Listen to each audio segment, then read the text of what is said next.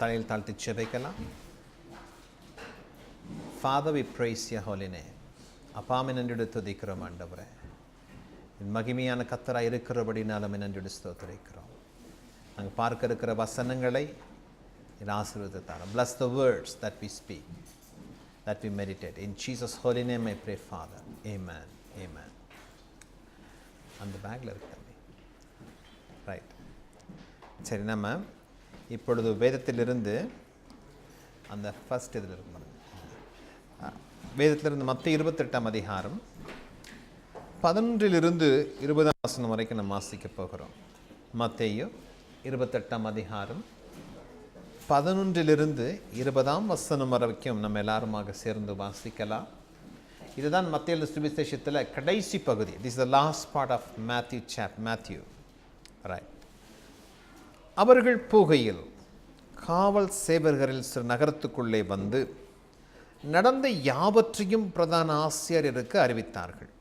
இவர்கள் மூப்பரோடே கூடி வந்து ஆலோசனை பண்ணி சேவருக்கு வேண்டிய பணத்தை கொடுத்து, நாங்கள் நித்திரை பண்ணுகையில் அவனுடைய சீஷர்கள் ராத்திரியில் வந்து அவனை களவாய் கொண்டு போய் விட்டார்கள் என்று சொல்லுங்கள். இது தேசாதிபதிக்கு கேள்வியானால் நாங்கள் அவரை சம்மதப்படுத்தி உங்களை தப்புவிப்போம் என்றார்கள். அவர்கள் பணத்தை வாங்கி கொண்டு தங்களுக்கு போதிக்கப்பட்டபடியே செய்தார்கள். இந்த பேச்சு யூதருக்குள்ளே இந்நாள் வரைக்கும் பிரசித்தமாக இருக்கிறது. 11 சீஷர்களும் கலிலேயாவிலே இயேசு தங்களுக்கு குறித்த மலைக்கு போனார்கள். அங்கே அவர்கள் அவரை கண்டு பணிந்து கொண்டார்கள். சிலரோ சந்தேகப்பட்டார்கள். அப்பொழுது இயேசு சமீபத்தில் வந்து அவர்கள் நோக்கி, வானத்திலும் பூமியிலும் சகல அதிகாரம் என்று கொடுக்கப்பட்டிருக்கிறது. ஆகையால் நீங்கள் புறப்பட்டு போய் சகல ஜாதிகளையும் சிஷ்யராக்கி பிதா குமாரன் பரிசுத்த ஆவியின் நாமத்தினால் ஞானஸ்தானம் கொடுத்து, நான் உங்களுக்கு கட்டளிட்ட யாவையும் அவர்கள் கை கொள்ளும்படி அவர்களுக்கு உபதேசம் பண்ணுங்கள். இதோ உலகத்தின் முடிவு பரியந்தம் சகல நாட்களிலும் நான் உங்களுடனே கூட இருக்கிறேன் என்றார். ஆமேன். Right.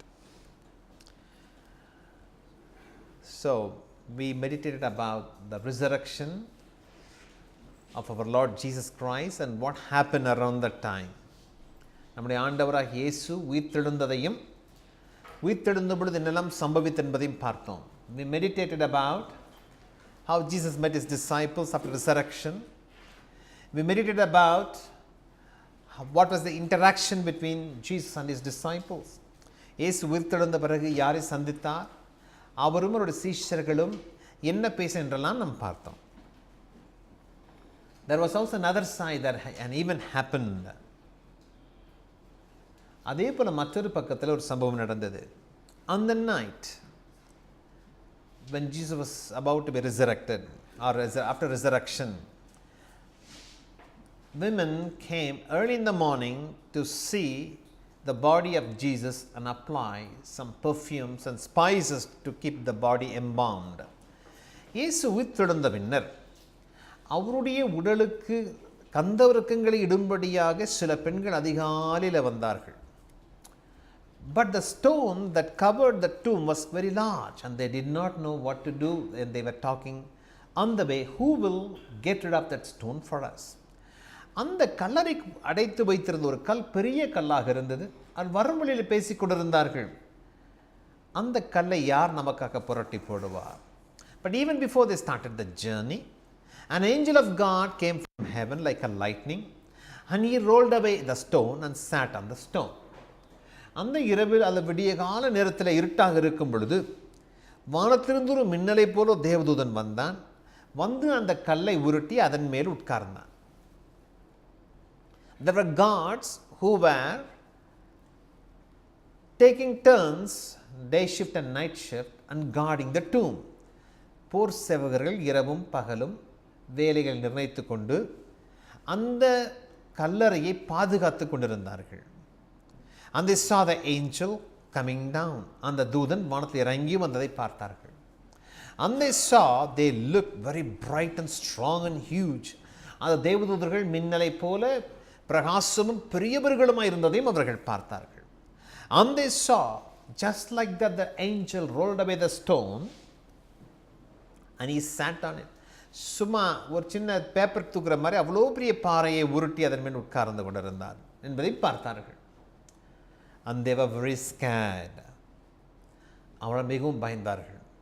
See, generally often people undermine the visions of God and angels. சில நேரங்களில் தேவதூதர்களின் தேவனை பார்க்கிற தரிசனங்களிலே சாதாரணமாக சொல்லுவாங்க, I saw him as if seeing a person. சும்மா சாதாரணமாக சொல்லிடுவாங்க. But if you really see in godly presence an angel or God, you will be terrified in his presence. And உண்மையாக வேதத்தனம் பார்க்கும் பொழுதெல்லாம் ஆண்டவரையோட தூதர் நேரடியாக பார்த்தவரெல்லாம் நடுங்கி போய் விடுவார்கள். They will be so awesome in power and presence. அவர்களை பார்க்கும் பொழுது பயங்கரமாக ஆச்சரியமாக மகிமையாக இருக்கும். So the soldiers ran to their masters and told them exactly what happened. அந்த போர் வீரர்கள் ஓடிப்போய் பிரதான ஆசாரியர்கள் மற்றும் அங்கே அவருடைய மூப்பர்கள் எல்லாரும் சொன்னாங்க, என்ன நடந்ததுன்னு அப்படியே சொன்னாங்க. Yet those elders could have believed it or at least examined. ஆனால் அதை கேள்விப்பட்டோட தலைவர்களும் மூப்பர்களும் என்ன செய்திருக்கலாம், அதை விசாரித்து பார்க்க அதை செய்திருக்கலாம். இப்படி சொல்கிறாங்களே அது என்னவென்று போய் பார்க்கலாம் என்கிற ஆர்வம் இருந்திருக்கலாம். But you see, they did the other thing. They did something else. ஆனால் அவர் செய்தது வேறொன்று. They told the guards, okay, we will give you money, we will bribe you. But you tell, disciples came and stole the body and spread the lie around. அந்த போர் சிறுலுக்கு நாங்கள் சொன்ன பணத்தை கொடுக்குறோம், லஞ்சமாக கொடுக்குறோம், வாங்கிக்கிட்டு சீஷர்கள் இரவோடு இரவாக வந்து அந்த உடலை திருடி கொண்டு போய்விட்டார்கள் என்று சொல்லிக்கிடுங்க, நாங்கள் பிரச்சனை வந்தால் நாங்கள் பார்த்துக்குறோம் அப்படின்னு சொன்னாங்க. அந்த soldiers, guards exactly took the money and began to spread a rumor of lie. அவர் பணத்தை பெற்றுக்கொண்டு பொய்யை வதந்தியாக எல்லா இடமும் பரவி கொண்டிருந்தாங்க. See, I find it very intriguing. People like to believe false rather than truth. நான் அநேக நேரத்தில் ஆச்சரியப்படுவேன், சத்தியத்தையும் உண்மையும் புரிந்து கொள்வதற்கு பதிலாக பொய்யை விரும்புகிறதுக்கு அநேகர் விரும்புவாங்க, அநேகர் இருக்கிறாங்க. ஏன் எனக்கும் புரியவில்லை. See, there are some quotes I'm going to give you. சில மனிதர்கள் சொன்ன வார்த்தைகள் சொல்லுகிறேன். A lie told often enough becomes the truth. ஒரு பொய்யை திருப்ப சொன்ன அது என்ன இடம், உண்மையாக மாறி தோற்றமளிக்க ஆரம்பித்து விடும். Sometimes you receive lots of information on WhatsApp and Facebook. அநேக நேரத்தில் வாட்ஸ்அப்பில் we really don't know whether they're true, but people get emotional on it. அநேக நேரத்தில் அதை உணர்ச்சிவசப்பட்டு ஐயோ இப்படி ஆகுது அப்படின்னு நினைக்கிறாங்க. Half the time they are lies, not factual information. ஆனால் பல நேரங்கள் பார்க்கும் பொழுது பொய்யும் வதந்தியுமான சம்பவங்களாக இருக்கிறது.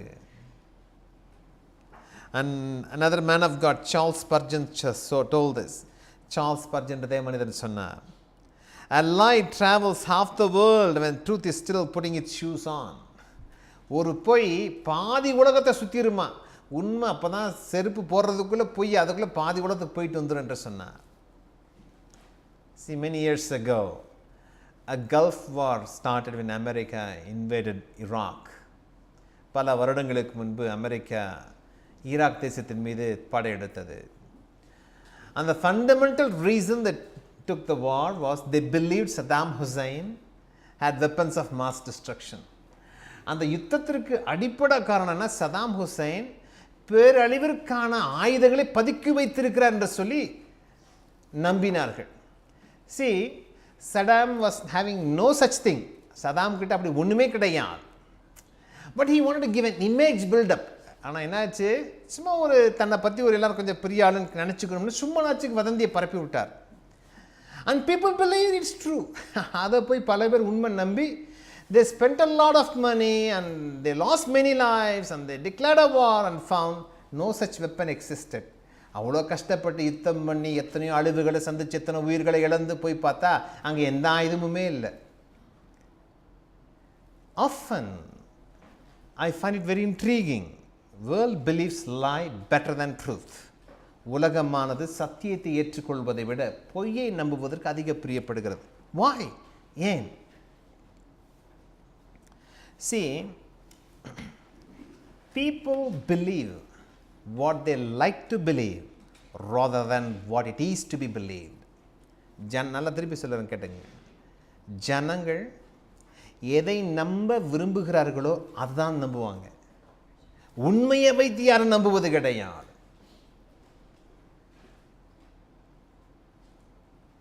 Why? Because beliefs drive behavior. நம்முடைய நம்பிக்கை நம்மை வாழ்க்கையின் முறையை அது உருவாக்கும். எப்படி வாழணும் என்கிற முறையை, எப்படி வாழ வேண்டும் என்கிற நிர்ணயத்தை கொடுப்பதே நம்முடைய நம்பிக்கை தான். For example, if I believe honesty is a good virtue, best virtue, I will try to be honest in all situations. உண்மையாக இருப்பது மிக சிறந்தது என்று நம்பினால் எந்த சூழலில் எப்படி இருப்பேன்? உண்மையாக இருப்பேன். But if I believe according to the situation I can make some adjustments, then I will not be honest in all situations. சூழ்நிலைக்கு ஏற்ற மாதிரி நம்ம மாற்றிக்கொள்ளலாம், இருந்துக்கலாம், கொஞ்சம் பொய்யை சொல்லிக்கலாம் அப்படின்னு நினைத்திருந்தோம் என்று சொன்னால் நம்ம என்ன செய்திருவோம்? அதனால் சகஜம், உலக வழக்கம் அப்படின்னு நினைச்சோம்னா என்ன செய்வோம்? சூழ்நிலை வந்தால் நம்ம என்ன பண்ணிடுவோம்? பொய் சொல்ல ஆரம்பிச்சிடுவோம். See, there are times when we may have to lose things because of being honest and integral in our lives. நேரங்களில் உண்மையும் சத்தியமுமாய் இருந்தால் சில விலைக்கரை கொடுக்க வேண்டியது இருக்கும். It's easy when everything is normal. எப்போது நல்லா இருக்கும் பொய் சொல்லக்கூடாது சொல்லிடலாம். But when push come to show, what will we do? ஆனால் அழுத்தம் வந்தால் நம்ம என்ன செய்வோம்? இழக்க வேண்டியது அநேகம் இருந்தால் நம்ம என்ன சொல்லுவோம்? We all will struggle to keep it up. நம்ம எல்லாருமே தடுமாறி விடலாம். For example, people believe in God. கடவுள் இருக்கிறார் நம்புறாங்க. And they believe God is a power. ஆண்டவர் எப்படி நினைக்கிறாங்க? ஒரு வல்லமை என்று நினைப்பாங்க. And they believe he controls the universe. உலகத்தை ஆளுகை நினைப்பாங்க. But they don't believe he controls them. ஆனால் அவர்களை ஆளுகை செய்வதை நம்புவதற்கு என்ன பண்ணும்? மனசு கஷ்டமாக இருக்கும். See, it is not very important whether we believe in God or not. The important thing is what kind of God we believe.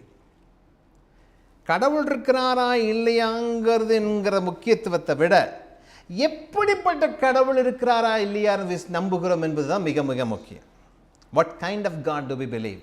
நம்முடைய ஆண்டவர் எப்படிப்பட்டவர் என்பதை நாம் எப்படிப்பட்டவர் என்று நம்புகிறோம். If I believe a God is love, நம்முடைய ஆண்டவர் அன்புள்ளவர் என்று சொன்னால் what will be come of it? அதனால் என்ன நினைக்கிறோம்? Then we should become the people of love. That's what it means. அதன் அர்த்தம் என்ன? நம்மளும் அன்புள்ள ஒரு ஜனமாக மாற வேண்டும். If we believe God is a God of extreme patience, but in English it's called long suffering. ஆங்கிலத்தில் அழகாக சொல்லப்படுகிறது நீண்ட காலம் சகித்து பொறுமையாக இருப்பது. Then it will also make me a man of patience, a woman of patience. நம்ம என்ன பண்ணோம்? ஒரு பொறுமையுள்ள ஆணாக பெண்ணாக மாற்றோம். If I believe a God is God of righteousness and holiness, நம்முடைய ஆண்டவர் நீதியும் பரிசுத்தமுள்ள ஆண்டவராக இருப்பான் விசுவாசித்தோம் என்றால் அது என்ன பண்ணோம்? நம்மளை எப்படி மாற்றோம்? பரிசுத்தமும் நீதியும் உள்ள மனிதனாக மனுஷியாக நம்மை மாற்றக்கூடிய பாதையில் அது நடத்தும். It's very important what kind of god we believe. ரொம்ப முக்கியம் எப்படிப்பட்ட கடவுளை விசுவாசிக்கிறோம். See, often people overemphasize love and don't mention about the other characters of God. அதிக நேரத்தை கிறிஸ்தவர் என்ன செய்வாங்கன்னா அவனுடைய அன்பு அதிகமாக சொல்லுவாங்க, மற்றவர்களுக்கு ஒன்று சொல்லிவிட மாட்டாங்க. But God's love is not the only character of him. ஆனால் ஆண்டவருடைய அன்பு மாத்திரம் அவருடைய சுவாபம் என்று கிடையாது. He's a God of love, patience, righteousness, holiness, anger. அவர் பொறுமை, அன்பு, கோபம், இரக்கம் எல்லாம் நிறைந்த ஒரு ஆண்டவர். Often when people speak too much of God's love or sing too much of God's love, they can't cope with other characters of God. ஆண்டவருடைய அன்பை குறித்து பேசுகிறவர்களும் சரி, ஆண்டவருடைய அன்பை குறித்து பாடுகிறவர்களும் சரி, மற்ற சுவாபங்களை கிரகித்துக்கொள்ள ஜீரணித்துக்கொள்ள கடினமாக இருக்கும். See, if I read Leviticus chapter 11 verse 45, லேவியராகமம் 11:45 நான் வாசிப்போம் என்று சொன்னால், I am the Lord who brought you out of Egypt to be your God, therefore be holy because I am holy. நான் உங்கள் தேவனாய் இருக்கும்படி உங்களை எகிப்து தேசத்திலிருந்து வரப்பண்ணின கர்த்தர், நான் பரிசுத்தராய் நீங்களும் பரிசுத்தராய் இருப்பீர்களாக. This is the kind of God we say. இதான் நம்முடைய ஆண்டவர். Now, for example, we know that many gods in India. அநேக கடவுள்கள் இருக்கிறாங்க. Sometimes I wonder why people worship God with two wives. நான் யோசிப்பேன், இரண்டு மனைவிகள் உள்ள கடவுளை கும்பிடுறாங்க, ஏன் கும்பிடுறாங்க நானே யோசிப்பேன். If you worship a God of two wives, naturally it will lead you to making two wives. இரண்டு மனைவிகள் உள்ள கடவுளை ஆராதித்த நம்ம என்ன பண்ணுவோம், அட கடவுளே ரெண்டு வச்சிருக்கும் போது நம்ம ரெண்டு வச்சுக்கப்படாதான் தோண ஆரம்பிக்கும். You see, do you understand? We have to understand what kind of God we believe. நம்முடைய ஆண்டவர் எப்படிப்பட்ட கடவுளை நம்ம கும்பிடுகிறோம் என்பதை அறிந்து கொள்ள வேண்டும், நல்லா தெரிந்து கொள்ள வேண்டும். If we believe a God that has fighting within the family, we will also have fighting in the family. கடவுளுக்குள்ள அடிதடி குடும்பத்தில் குழப்பமுள்ள கடவுளை கும்பிட்டோம்னா என்ன ஆகும், நம்ம குடும்பத்துக்குள்ளேயும் குழப்பம் சண்டை கடை வந்துக்கிட்டே தான் இருக்கும். See, we have to always understand what we worship and why we worship. நம்முடைய கடவுள் ஏன் அவரை கும்பிடுகிறோம், எதற்காக அவரை கும்பிடுகிறோம், அவர் எப்படிப்பட்டவர் என்று நம்ம அறிந்து கொள்ள வேண்டும். We should understand our God first and then worship him or accept him or follow him. நம்முடைய ஆண்டவர் எப்படிப்பட்ட அறிந்து கொண்டு அதன் பிறகு நம்மை ஆராதிக்க வேண்டும், பின்பதாக செல்ல வேண்டும். See, believing in false gives temporary happiness and satisfaction. ஒரு தவறான செய்தியை நம்பும் பொழுது மனசுக்கு ஒரு சின்ன ஒரு தற்காலிக திருப்தி ஒன்று கொடுக்கும். In the Bible you see there is a man called Samson. வேதத்தில் சிம்சோன் என்கிற ஒரு மனிதன் இருந்தார். He was a man of God and a prophet of God. அவர் தேவ மனிதன், தீர்க்கதரிசி. But he was playing with sin. ஆனால் பாவத்தோடு கூட விளையாடி கொண்டிருந்தார். He thought it's going to be okay. One day I will sin, it will be fine. Tomorrow it will be fine. ஒரு நாள் பாவம் செய்கிறேன், பரவாயில்ல, இன்னொரு நாள் சரியாக போயிடும் அப்படின்னு பாவத்தோடு விளையாடி கொண்டிருந்தார். But one day the sin cost his life. ஆனால் ஒரு நாள் என்னாச்சு, அந்த பாவம் அவருடைய வாழ்க்கையை முடித்து விட்டது. Always believing in false gives a temporary satisfaction, a temporary happiness, a temporary solution. தவறானவைகளை நம்ம நம்புவதினாலும் தவறானவை பயன்படுத்தி தற்காலிகமாக உங்களுக்கு ஒரு சின்ன ஒரு விடுதலை கிடைக்கும், ஆனால் நிரந்தர விடுதலை, நிரந்தர அழிவு தான் உண்டாகும். See, around in the 60s, India, we are bordered by we know we are bordered by 3 oceans, 3 seas and the Himalayas on the north. India பார்த்துட்டிங்கன்னா 3 பகுதிகளில் கடல் இருக்கும், வடக்கே இமயமலை இருக்கிறது. But in the 60s, American intelligence advisors gave advice to Indian Prime Minister, be careful, China is preparing for war. அப்போ அமெரிக்க உளவுத்துறை இந்திய பிரதம மந்திரிக்கு ஒரு ஆலோசனை கொடுத்தாங்க. ஐயா, உஷாராக இருந்துக்க, சீனர்கள் எல்லையிலே இராணுவத்தை குவித்து கொண்டிருக்கிறார், நீ ஜாக்கிரதையாக இருக்கணும். You know what Nehru said? He can't cross Himalaya and come and fight with us. இமாலயத்தை தாண்டி எங்களுக்கு வந்துட முடியுமா? And he was temporarily, he did not bother, he was pretty happy. தற்காலிகமாக அப்படியே சந்தோஷமாக இருந்துட்டார். But China came and we lost a lot of place to them. சீனர்கள் யுத்தத்துக்கு வந்தாங்க, சில இடங்கள் நம்ம தோற்று போனோம். We lost that war and we lost some territory in that war. அந்த யுத்தத்தை நம்ம தோற்று போனோம், சில இடங்களையும் இழந்து போனோம். சீனா இன்றைக்கும் காஷ்மீரில் சில பகுதிகள் சீனாவுக்கு சொந்தமாக இருக்கிறது. See, believing in false information gives you temporary relief. பொய்யானவைகள் நம்பினா இன்னைக்கு ஒரு நாள் குடிச்சுக்கலாம் பிரதர், நாளைக்கு சரியாக போயிடும் இல்லையா? Many people believe that. For many people believe, oh, today just I will drink only little bit. Today only I will sin a little bit. Only today I will have some friendship with wrong people. இன்னைக்கு கொஞ்ச காலம் தற்காலிகமாக நான் அப்படி கொஞ்சம் இன்னைக்கு ஒன்றும் அட்ஜஸ்ட்மெண்ட்டுக்காக 2 பொய்யை சொல்லிக்கலாம். For today let me, because if tell the truth he will be hurt. இன்னைக்கு அது வேறு இருக்கு, அவன் சொன்னால் வருத்தப்படுவாங்க. ஸோ ஒரு பொய்யை 2 சொல்லிடுவோம் இல்லையா? But it only gives it, but it will always lead to a pain in the end. முடிவில் ஒரு வலியை தான் கொண்டு வந்து கொடுக்கும். But we human beings are always geared to believe false rather than truth. We got to be careful about it. நான் எப்பொழுதுமே ஜாக்கிரதையாக இருக்கணும். மனிதர்கள் எப்பொழுதுமே பார்த்தீங்கன்னா பொய்யை நம்புறதுக்கு தான் அவரோட மனதில் பிரியமாக இருக்கும் இல்லைங்களா? Sometimes there was an interview among lovers. காதல் நடுவிலே ஒரு பேட்டிக்கு எடுத்தாங்க. You know what that man or that woman tells is lie. Why do you believe? Because I like to believe that lie. அவன் சொல்கிறதெல்லாம் பொய்யா தானமா இருக்குது, அது ஏன் நீ நம்புன அப்படின்னு அந்த பொண்ணுக்கிட்ட கேட்டா, அவன் பொய் சொன்னால் கேட்க நல்லா இருக்கு. You see, we have some ears that likes to hear false things. நம்ம காதுகளிலே பொய் கேட்கறதுக்கு ஒரு ஆசையாக இருக்கு. Whereas we Christians have to always examine anything, and if it is truth, then we need to pursue it. ஆனால் கிறிஸ்தவர்களாகிய நாம் எப்படி இருக்கணும் என்று சொன்னால், சத்தியத்தை ஆராய்ந்து அதன் பிறகாக நம்ம போக வேண்டும். Now, let's come to the next thing. Jesus once he met his disciples. ஒரு முறை தன்னுடைய சீஷர்களை எருசலேமிலே சந்தித்தார். This was after resurrection of Jesus. உயிர்த்தெழுந்ததுக்கு அப்புறம் அவர்களை சந்தித்தார். And he told them, go to Galilee and meet me in a mountain there. இங்கிருந்து கலிலேயா பகுதிக்கு போய் அங்கே ஒரு மலையிலே நீ சந்தியுங்கள் என்று அவர் சொன்னார். And also an angel also told to the disciples, ஒரு தேவதூதனும் சொன்னான், go to Galilee, you will see him in a mountain there, go there as he said to you. நீங்கள் இங்கிருந்து கிளம்பி போய் அந்த கலிலேயாவில் உள்ள ஒரு மலைக்கு நீங்கள் போய் பாருங்க என்று தேவதூதர்களும் சொன்னாங்க. And the disciples had no idea why he is asking them to travel 200 kilometers by walk to go and meet Jesus in a mountain.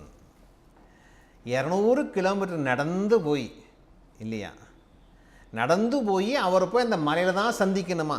They already met 7 times in and around Jerusalem. எருசலேமில் பல முறை சுற்றி பார்த்தாங்க, பல முறை பார்த்துருக்குறாங்க. But now he tells, go to that particular place and be in that place at that particular time. நீ நான் சொல்கிற இடத்துக்கு போய் அந்த சொல்கிற இடத்திலே தானே நீ நில் என்று ஆண்டவர் சொல்லுகிறார். See, we have to understand one thing. People often don't understand. In spiritual dimensions, God expects you to be at the right place, at the right time, and to do the right thing. ஆண்டவராகிய கர்த்தர் நம் ஆவிக்குரிய வாழ்விலும் சரி, உலக வாழ்விலும் சரி, சரியான இடத்திலே, சரியான நேரத்திலே, சரியானதை செய்வதற்கு நிற்க வேண்டும். It's very very important. மிக மிக முக்கியம். I can't just like that go and do wherever I want to be. நான் எங்கே வேணாலும் இஷ்டத்துக்கெல்லாம் போக முடியாது. Always first ask God. He will tell you where to go, what to do and how to do. என்ன போகணும், எங்கே இருக்கணும், அதை ஆண்டவர் சொல்லி காண்பிப்பார். And the disciples make a long walk. நீண்ட தூரம் நடந்து போகிறாங்க. And for example, we have a man called Abraham. He lived in a very fertile place. Abraham ஒரு செழிப்பான பகுதியில் இருந்தார். ஆனால் ஆண்டவர் சொன்னார், எப்பா இங்கிருந்து கிளம்பி நான் உனக்கு கொடுக்குற தேசத்துக்கு நீ போ. From here you start and go to the place where I show you. And that place was a desert place. ஆனால் அந்த இடம் எப்படிப்பட்ட இடம்? ஒரு வனாந்திரமான இடம். But God wanted Abraham to believe the place is not one that's going to be material, but if God is in that place, everything will be all right. ஆனால் ஆண்டவர் என்ன ஆபிரகாம் ஒரு பாடத்தை கற்றுக் கொடுக்க விரும்பினார். ஒரு இடத்தினால் வருகிற ஆசீர்வாதம் என்பதிலே நீ இருந்து விடக்கூடாது. எந்த இடத்திலே போட்டாலும் அந்த இடத்திலே ஆண்டவர் இருந்தால் அது என்னது? அது ஆசீர்வாதம் உள்ள இடம். That's very important. In spiritual, it's very important. When you are in the place where God wants you to be, when you are at the place at the time God wants you to be, you will have a blessing in that place. எந்த இடத்துல கர்த்தர் வைத்திருக்கிறாரோ, எந்த இடத்துல நம்ம ஆண்டவர் சொன்ன நேரத்தில் இருக்கிறோமோ, அந்த இடத்துல ஆண்டுடைய நமக்கென்று ஒரு அழைப்பை வைத்திருக்கிறார், ஒரு ஆசீர்வாதத்தை வைத்திருக்கிறார். Now they come and they meet on that mountain. அந்த இடத்துல வர்றாங்க, அந்த மலையில சந்திக்கிறாங்க. Only 11 of them were there. 11 பேர் தான் அங்க இருக்கிறாங்க. Already Judas died. யூதாஸ் ஏற்கனவே மரித்து போயிட்டான். There were only 11 disciples. 11 சிஷ்யர்கள் மாத்திரம் இருக்கிறாங்க. And now Jesus gives a wonderful talk, a short talk. ஒரு சிறிய ஒரு பேச்சை கொடுக்கிறார். He says, my disciples, now I have all authority in heaven and in earth. இப்பொழுது என்ன இருக்கு எனக்கு? வானத்திலும் பூமியிலும் சகல அதிகாரம். All authority. Just imagine a few days ago what happened. கொஞ்ச நாளைக்கு முன்னாடி என்ன நடந்தது பாருங்க. He was a person who looked like zero authority. ஆனா கொஞ்ச நாளைக்கு எப்படி இருந்துச்சு? எந்த அதிகாரமுமே இல்லாம அவர் என்ன பண்ணாங்க? போறவரெல்லாம் அடிச்சிட்டு போனாங்க. Anyone had a chance, they had a chance to persecute him, to beat him, to do whatever they wanted to do with him. அவர் என்னென்னலாம் வேதனைப்படுத்தணுமோ அது வேதனைப்படுத்துவதற்கு எத்தனையோ பேர் வந்தாங்க. But then after that humbling, humiliating situation, heaven offered Jesus Christ all authority. God offered all authority to Jesus. இயேசுவுக்கு சகல அதிகாரமும் கொடுக்கப்பட்டிருக்கிறது. He has authority over your life and my life. He has authority over your lifespan and my lifespan. உங்களுடைய வாழ்க்கைக்கு ஆண்டவருடைய அதிகாரம் இருக்கிறது. உங்களுடைய வாழ்க்கையின் எல்லை எவ்வளவு என்று நிர்ணயிக்கிற அதிகாரம் யாருக்கு இருக்கிறது? ஆண்டவருக்கு இருக்கிறது. He is a God who has authority over your future. உங்களுடைய எதிர்காலத்தின் மீது அதிகாரம் யாருக்கு இருக்கிறது? ஆண்டவருக்கு இருக்கிறது. He is an authority over this church. இந்த சபையின் மீது யாருக்கு அதிகாரம் இருக்கிறது? ஆண்டவருக்கு அதிகாரம் இருக்கிறது. He has authority over everything. But the question is, now he tells his disciples, with this authority, now what you need to do. இந்த அதிகாரம் நான் எனக்கு கொடுக்கப்பட்டிருக்கிறது. இப்போ என்ன பண்ணணும்? இதைகளெல்லாம் செய்ய வேண்டும் என்று ஆண்டவர் சொல்லுகிறார். See, David was a shepherd boy. தாவீது என்பவன் ஒரு மேய்ப்பன், ஆட்டிடையனாக இருந்தான். In his family, his brothers were taller and stronger built than David. அவங்க குடும்பத்தில் அநேக ஆண்மகன்கள் இருந்தாங்க. எல்லா பசங்களிலும் எப்படி இருக்கிறாங்க? வாட்ட சாட்டமாக போர் சேவர்கள் மாதிரி உடம்பெல்லாம் கும்முன்னு இருக்குது. David was also a warrior. தாவீதும் ஒரு யுத்த வீரன் தான். He was able to kill a lion and a bear. ஒரு முறை என்ன பண்ணுச்சு? ஒரு சிங்கத்தையும் கரடியும் தனியால கொண்டிருக்கிறான். நம்மளால் ஒரு கோழி கொல்றது கூட கஷ்டமாக இருக்குது இந்த காலத்தில் இல்லையா? To kill a chicken we are struggling. ஆனால் தாவீது என்ன பண்ணான்? ஒரு கரடியை கொன்னான், ஒரு சிங்க. But his brothers were far more imposing stature than him. ஆனால் அவருடைய அண்ணன்மார்கள் எப்படி இருக்கிறாங்க? அவரை விட கம்பீரமாக உயரமாக வாட்ட சட்டமாக இருக்கிறாங்க.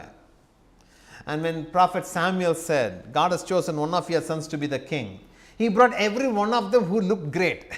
அவங்க அப்பா கிட்ட பாருங்க, அப்பாவே பாருங்க என்ன செய்கிறாரு, உங்கள் வீட்டில் யார்ப்பா வந்து ராஜாவாக இருக்குன்னா அவருடைய பார்வை என்ன தோணுது? ஆஹா, இவன் ராஜாவாக இருக்க மூத்தவனாக இருப்பான், அவன் தான் மூத்தவன் இல்லை ரெண்டாவது.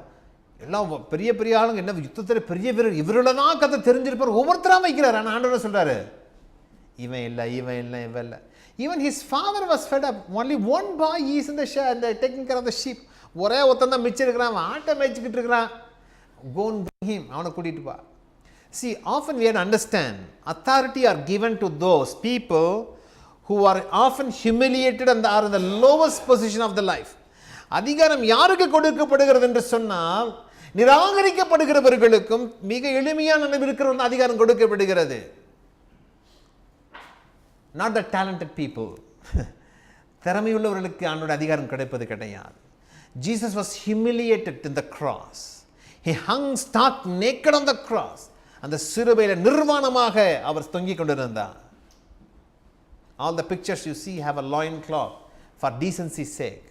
But really he was hung naked on the cross. அநேக படங்கள் பார்க்கிறதெல்லாம் இடுப்பில் துணி இருப்பது போல ஒரு தோற்றம் இருக்கும். அது ஒரு நாகரிகத்துக்காக வைத்திருக்கிறார். உண்மையிலே இயேசு சிலுவை தொங்கின பொழுது அவர் உடம்புல ஒரு துணி கூட கிடையாது. மிகுந்த அவமானத்திலும் அசிங்கத்திலுமாக அவர் சிலுவையில் தொங்கிக் கொண்டிருந்தார். He went through such a humiliating experience.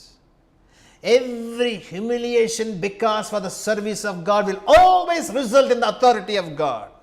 ஆண்டவருடைய ஊழியத்து நிமித்தமாக சகிக்கிற ஒவ்வொரு அவமானங்களுக்கும் ஆண்டவருடைய மகிமையான அதிகாரம் கொடுக்கப்படுகிறது. That's how authority is given. அப்படிதான் அதிகாரம் கொடுக்கப்படுகிறது. Authority will not be given just like done on a plate. ஒரு தாம்பலத்தில் வைத்து ஒரு அதிகாரம் கொடுக்கப்படுவது கிடையாது. In service of God, when you are humiliated, you will have the authority of God in a short span of time. ஆண்டுடைய ஊழியத்தில் அவமானத்தின் பாதையில் போகிறவர்களுக்கு தான் ஆண்டு ஊழியத்தில் அதிகாரத்தையும் அவர் கொடுக்கிற ஒரு ஆண்டவராக இருக்கிறார். And that's what the experience of Jesus was. இயேசுவின் அனுபவம் அப்படிப்பட்டதாக இருந்தது. Even though he was the son of God, அவர் தேவகுமாரனாக இருந்தாலும் அவரும் அந்த வழியிலே தான் போனார். Even though he was the son of God, he experienced the same path. In the Old Testament there was a man called Jephthah. பழைய ஏற்பாட்டில் யெப்தா என்கிற ஒரு மனிதன் இருந்தான். He was born to a woman who once was a servant who became a wife of his father. ஒரு முறை அவங்க அப்பா பழைய ஏற்பாட்டில் பல மனைவியில் திருமணம் செய்து கொள்ளலாம். வீட்டில் ஒரு வேலைக்காரி இருந்தால் அந்த வேலைக்காரி அவங்க அப்பா கல்யாணம் பண்ணிக்கிட்டார். இந்தியாவில் எங்கள் பாஸ்ட்லாம் சொல்லுவார், வேலைக்காரியை வீட்டில் வைக்காதீங்க. In those days my pastor used to preach, வீட்டில் வேலைக்காரியை வச்சுட்டு வீட்டை விட்டுட்டு போவாதீங்கம்மா, வீட்டு வேலையை நீ தான் பார்க்கணும்.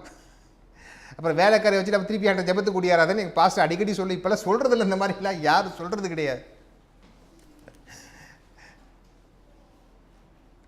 And this man Jephthah was born to that servant girl who became a wife. அந்த வேலைக்காரியாக இருந்தவன் வீட்டம்மாவை மாறிச்சு, அந்த அம்மாவுக்கு பிறந்துச்சு. His whole family did not like it. அவனுடைய முழு குடும்பத்துக்கு என்ன இருக்கு, பிடிக்கல. வேலைக்காரியை போய் பொண்டாட்டி ஆக்கிட்டான். This man made a servant to be his wife. And a son is also born. ஒரு பையனு பிறந்துட்டான். So when the boy was a small boy, they chased, when the father was old and almost going to die, they chased the woman and the son. அந்த மனைவி அந்த பிள்ளை உடனே அவங்க மூத்த அண்ணன்மாரெல்லாம் சேர்ந்து விரட்டி விட்டாங்க. But you see, this man Jephthah began to grow to become very strong and a bold man. ஆனால் இந்த பாருங்கள் நேரத்தில் பார்த்தீங்கன்னா ஆச்சரியப்படமாக இருக்கும். இந்த வேலைக்காரிக்கு பிறந்தான் பார்த்தீங்களா மனைவியாகி, அந்த பையன்தான் ரொம்ப தைரியசாலியாக தரசாலியாக வர்றான். Sometimes God's ways are mysterious. கடவுளுடைய வழிகளெல்லாம் ஆச்சரியமாக இருக்கும். நம்ம நினைப்போம் நல்லபடியாக கல்யாணம் பண்ணவனுக்கு நல்ல பிள்ளை பிறக்குன்னு பார்த்தோம்னா இந்த வேலைக்காரிக்கு பிறந்தவன் தான் பெரிய ஆளாக வர்றான். I don't know why God does like that, but that's the way the God operates. அப்படி சில நேரம் கடவுள் அப்படி செய்திருக்கிறார் பாருங்க. Then this man, enemy came to declare war. எதிரிகள் யுத்தத்துக்கு வந்தாங்க. And his other brothers could not fight the war. மற்றவங்களுக்கெல்லாம் தைரியமும் இல்லை, சண்டையில் ஜெயிக்கவும் முடியல. So they sent for Jephthah. Jephthah, you are a very strong and a bold man. You lead us into war. நீ என் கடவுளுக்கு இந்த யுத்தத்தை நீ நடத்து. But Jephthah said, are you willing to accept me as your leader? என்ன மாதிரி யாரும் ஒரு தலைவனாக ஏற்றுக்க நீங்கள் ரெடியாக இருக்கிறீங்களா? And they said, okay, we will accept. Because now it's a matter of life and death. உயிரோ வாழ்வோ சாவன் இருக்குது. Even though Jephthah was born of that woman, he was a man who feared God. அவன் ஒரு வேலைக்காரிக்கு பிறந்தவனாக இருந்தான். அவன் எப்படிப்பட்ட மனிதன்? ஆண்டவருக்கு பயந்த ஒரு மனிதனாக இருந்தான். பாருங்கள், கடவுள் அநேக நேரங்களில் நல்ல குடும்பத்தில் பிறந்தான் நல்லவன் பார்க்கறது கிடையாது. எப்படிப்பட்டவன் இருக்கிறாங்கிற பார்த்து தான் ஆண்டவர் எடுத்துக்கிறார். See, just because somebody is born in such a family doesn't become a useful vessel for God. It all depends what they have inside so that God can use them outside. ஆண்டவர் உள்ளத்தை பார்க்கிறார். உள்ளத்துக்குள்ள என்ன இருக்குதோ அதை வைத்து தான் வெளியே பயன்படுத்துகிற ஒரு ஆண்டவராக இருக்கிறார். And Jesus said, okay, now I have the authority. And I want you to go and do these things for me. எனக்கு எல்லா அதிகாரம் கொடுக்கப்பட்டிருக்கிறது. ஆனால் நீங்கள் இப்போ என்ன செய்யணும், அந்த அதிகாரத்தை உங்களுக்கு நான் சிலவைகளை தருகிறேன், நீங்கள் என்ன பண்ணுங்க, போய் இதெல்லாம் பண்ணுங்க. Jesus gives them 4 things to do. 4 காரியங்களை கொடுக்கிறார். The first one was, go out to all nations. எல்லா ஜாதி ஜனங்களிடத்தையும் புறப்பட்டு போங்க என்று ஆண்டவர் சொன்னார். Go. Why? To make disciples. சீஷர்களை எனக்கு உருவாக்குவதற்காக நீங்கள் உலகமெங்கும் புறப்பட்டு போங்கள் என்று ஆண்டவர் சொன்னார். See,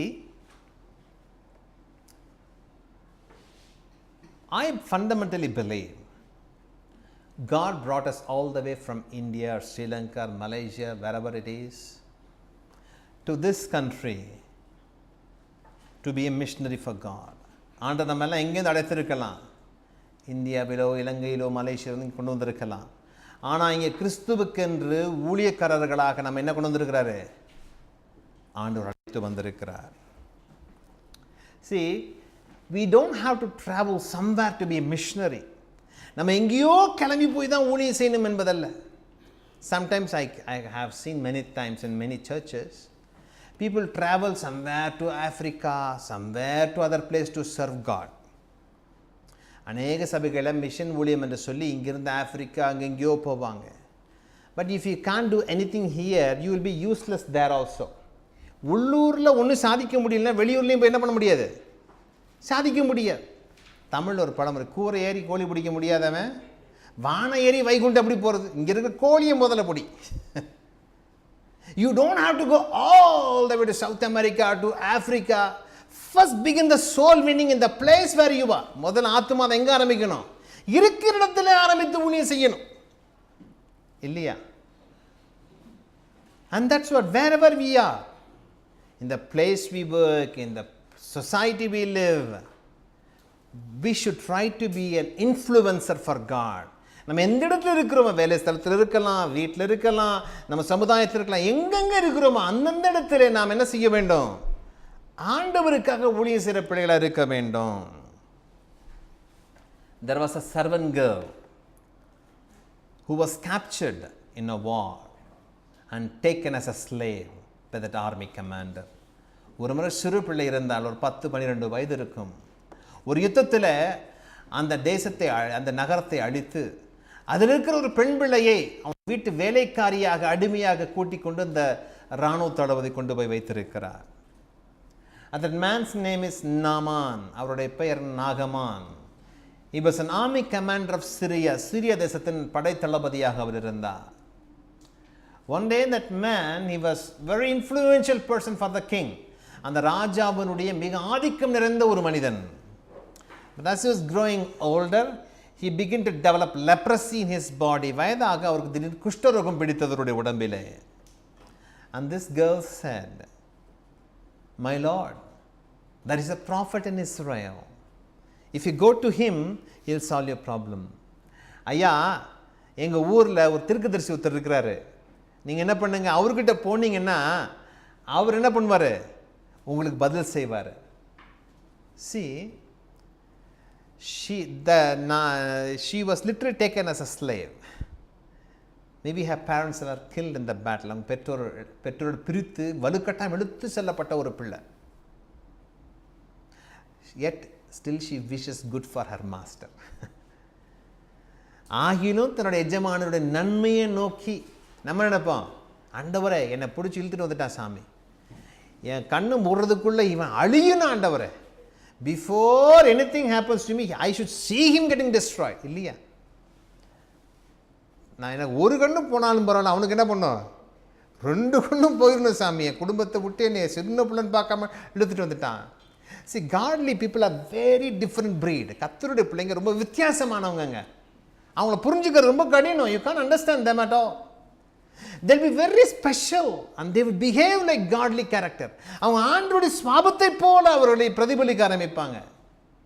Even in her worst situation, she wished for the best of her master. அந்த இக்கட்டான நிலைமையில கூட தன்னுடைய எஜமானுடைய நன்மையை விரும்பினா இல்லையா? நம்மளா இருந்தா என்ன சொல்லுவான், கடவுள் நியாயம் தீர்த்துட்டார், என்னை பிடிச்சிட்டு வந்து இழுத்தான்ல, உனக்கு குஷ்டரோகம் பிடிச்சது பார், because you pulled me in, you got leprosy. But God used that small young girl to be a missionary for God in the place she was. ஆனால் அந்த சிறு பிள்ளை தேவனுடைய மிஷனரியாக இருக்கிற ஸ்தலத்தில் தானே இருந்தார். See, We need to be able to practice God's ways wherever we live, in the small little circle that we live. நம்ம ஒரு சிறிய வட்டத்தில் இருக்கிறோம். அந்த சிறிய வட்டத்தில் நம்ம என்ன பண்ணணும்? அவனுடைய பிள்ளையாக இருப்பதை நம்ம நடைமுறையில் அபியாசிக்க வேண்டும். பிரதர், நீங்கள் எனக்கு மைக்கு போட்டு மேடை வச்சு கொடுத்தா தான் நான் ஊழியம் செய்வேன். நீ ஒரு நாள் ஊழியம் செய்ய போகிறதில்லை. Learn to practice the word of God in your own life. In the place where you are, எங்கெங்கே இருக்கிறோம் அங்கங்கே ஊழியத்தை செய்ய வேண்டும்.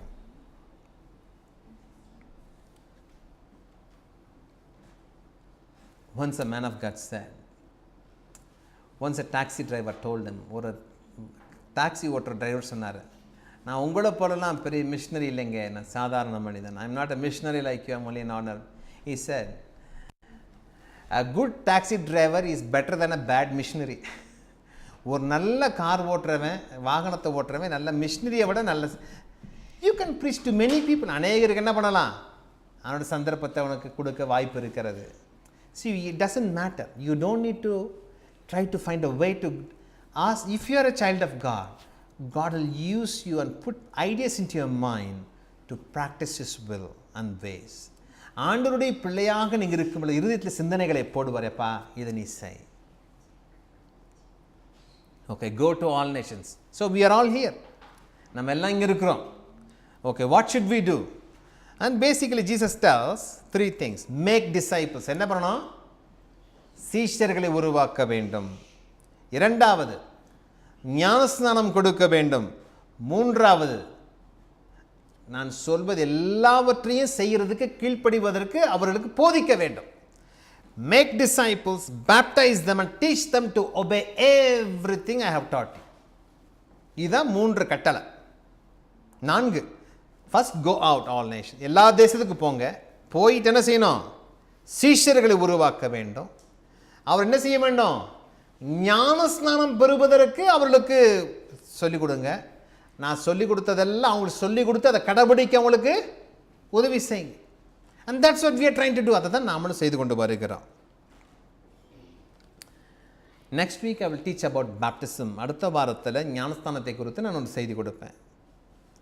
On the following week I will talk about making disciples. சீஷர்கள் உருவாக்குவது எப்படின்னு சொல்லி அதுக்கு அடுத்த வாரத்தை நம்ம பார்ப்போம். So this is what this church was established for the sake of creating disciples. இந்த சபையோட உருவாக்கப்பட்ட நோக்கம் தமிழர்களாக கூடிக்கொள்வதற்காக இல்லை. The church was not created just so that all Tamil people can come. No. The church was started. This is the only one promise God gave me when I started the church. இந்த சபை ஆரம்பிக்கும்போது கடவுள் கொடுத்த வார்த்தை சீஷர்களை உருவாக்க வேண்டும். You have to create disciples. We are not interested in creating fans for God. கடவுளுக்கு என்று விசிறிகள் நமக்கு தேவை கிடையாது. We want to create disciples. சீஷர்களை உருவாக்குவது தான் இந்த சபையினுடைய பிரதான நோக்கம். And when we do these four things, Jesus tells, can somebody read Matthew chapter 28 last verse? அந்த 28ஆம் அதிகாரம் கடைசி வசனத்தை வாசிக்க முடியுமா?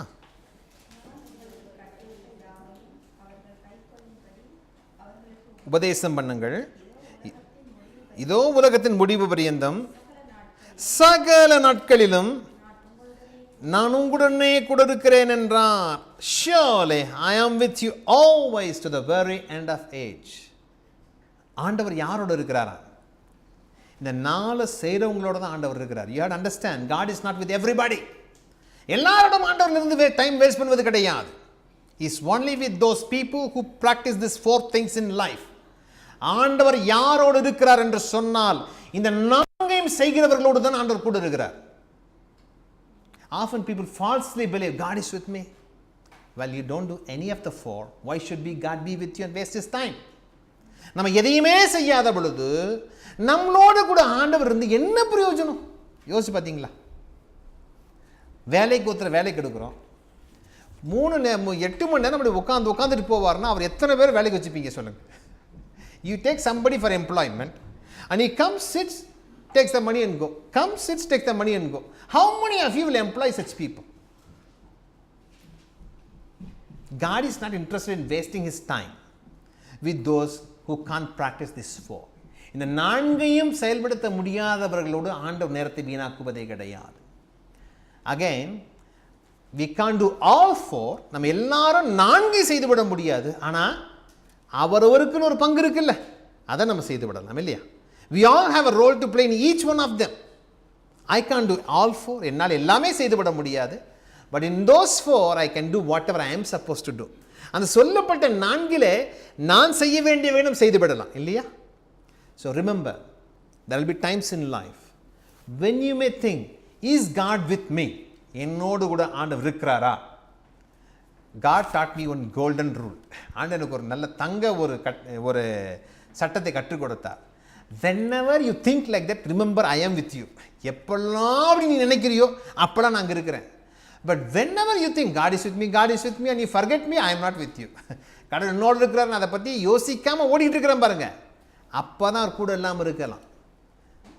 we will all go through moments of doubts. நம்ம பலவிதமான சந்தேகங்களின் வழியாக நம்ம போக வேண்டியது இருக்கும். we may go through situations in which we may struggle. நம்ம சில சூழ்நிலைகள் வழியாக போகும் பொழுது நம்ம என்ன செய்யலாம்? நம்ம தடுமாறி போய்விடலாம். ஆனால் கவலைப்பட வேண்டாம். இந்த 4 வழிகளில் போகிறவர்களோடு வானமே இடிந்து விழுந்தாலும் யார் இருக்கிறா? நம்முடைய ஆண்டவராகிய இயேசு கூட இருக்கிறார். even if the heaven falls down, Jesus is with us and he has all authority in his hands. அவர்கிட்ட என்ன இருக்கு? எல்லா அதிகாரமும் இருக்கிறது இல்லையா? see, sometimes politicians give promises in election. I will do this, I will do that. அரசியல்வாதி என்ன செய்வாங்க? தேர்தல் காலத்தில் நான் இதை செய்கிறேன் அதை செய்ய வாக்கு கொடுப்பாங்க. but many times they find after the election they couldn't do it. தேர்தல் முடிஞ்சதுக்கப்புறம் அவங்க ஒன்றும் செய்யறதுக்கு காசு இருக்காது, இல்லை ஆதரவு இருக்காது, செய்ய முயற்சி பண்ணே முடியலன்னு போயிடுவாங்க. I don't think any government officer have absolute authority over everything. இந்த அரசாங்க அதிகாரியாக இருக்கலாம், அரசியல்வாதியாக இருக்கலாம், முழு அதிகாரம் உள்ளவங்க யாருமே கிடையாது. even if the prime minister wants to do something, he has to consult the parliament. நம்ம பிரதம மந்திரி இருக்கிறாரு, அவர் நான் பிரதம மந்திரி இஷ்டத்துக்குலாம் எழுத முடியாது. என்ன செய்யணும்? இதுவாக இருந்தாலும் அப்போ சபையில் சொல்லி எப்பா இதெல்லாம் செய்யலாமா, நல்லதா கெட்டதான்னு ஆதரவோடு தான் அதை நிர்வகிக்க முடியும். but we have a God who has all authority in heaven and earth. ஆனால் நம்முடைய ஆண்டவர்